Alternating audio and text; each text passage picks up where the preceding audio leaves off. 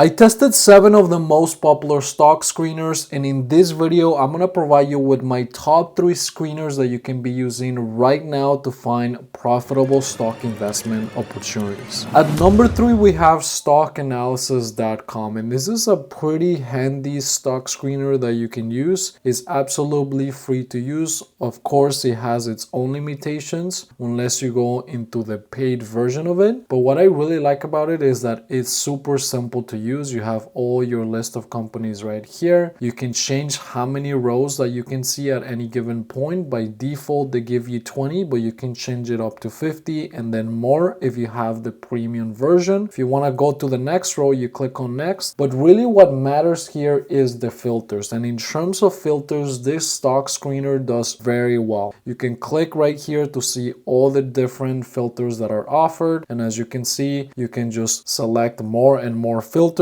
and this all gets added to your list. And then once you have this, then you can start filtering the companies based on this particular information. You can also order by greatest, by the lowest numbers, etc. And as you can see, once you add a filter, they make it very easy right here to filter over different conditions and then also over different values that you can set yourself. You can of course reset all the filters to go back to the default view. And one of my favorite parts is that they have this pre-built filters, so you can click on dividends, financials, valuation, and according to that you will see some filters that are related to that specific category, so you don't have to scramble to figure out what filters you want to look at for your analysis. Now, one of the major downsides of this stock screener is that it only covers about 5,500 stocks, which is quite limited, especially if you're looking for international opportunities. Now, if you're only investing in the US, that's another story, because then you can have a good experience with this stock screener. But if you're looking to expand your search and really look for those deep value companies that are often found in other markets, this may not be the stock screener for you, but don't worry, the next ones may be the actual answer that you're looking for. Okay, now at number 2 we have one of the most popular options out there, and that is without a doubt FinViz, which is a very popular website. A lot of people like their screener, and if you look online for screeners, this is one of the top results that you're gonna see, and this is not without a reason. I personally really like the screener myself. As you can see, again, there's different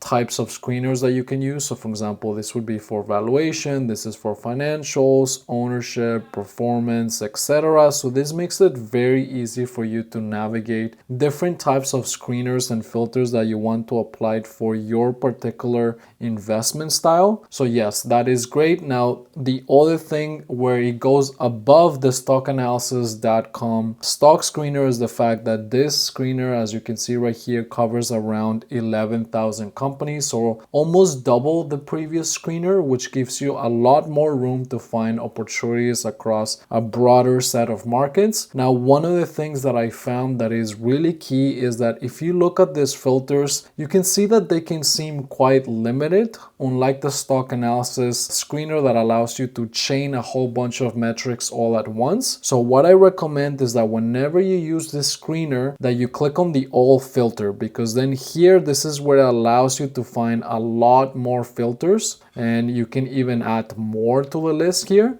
So if you're looking to build very comprehensive screeners with a whole bunch of criteria integrated into them, this is the way to go. You can start chaining them. Now, of course, some features are going to be gated, only available on the paid plan that the company offers, but that is any screener available out there. But overall, for a free stock screener, this one does actually really well. The main downside that we have is the fact that the results that you're shown are pretty limited. You're looking at about 20 companies that are shown at any given moment, and personally that is a big drawback, because I like to see many, even hundreds of companies in one view if possible. This makes it kind of annoying. Every time you want to see a new view, you have to click on next page. And now you could say, okay, why not just export it? Well, as you can see, if you export it, you need to become a premium customer on this platform, and that is not the most affordable option. But overall, I think this is a very solid screener. And I definitely can see why a lot of people recommend this screener for all types of stock investors. But the next screener is the one that I think is going to hit the hardest. And then I even have a bonus for you after that one that I think you're going to really love as well. And at number one, my favorite stock screener to use, especially when it comes to using a stock screener on the web, is the TradingView screener. And the reason for this is simple. It's the most well-rounded screener that you can use, in my opinion. So as you can see, the number of covered companies is not 11,000 like FinViz is, but it is a very comprehensive number. So in this case, we're talking about roughly 8,000 companies that you can filter and have access to. What I really like about this screener as well is the fact that you have infinite scroll. So you can see hundreds and even thousands of companies just by scrolling on your computer without having to click on the next page or anything like that, that over time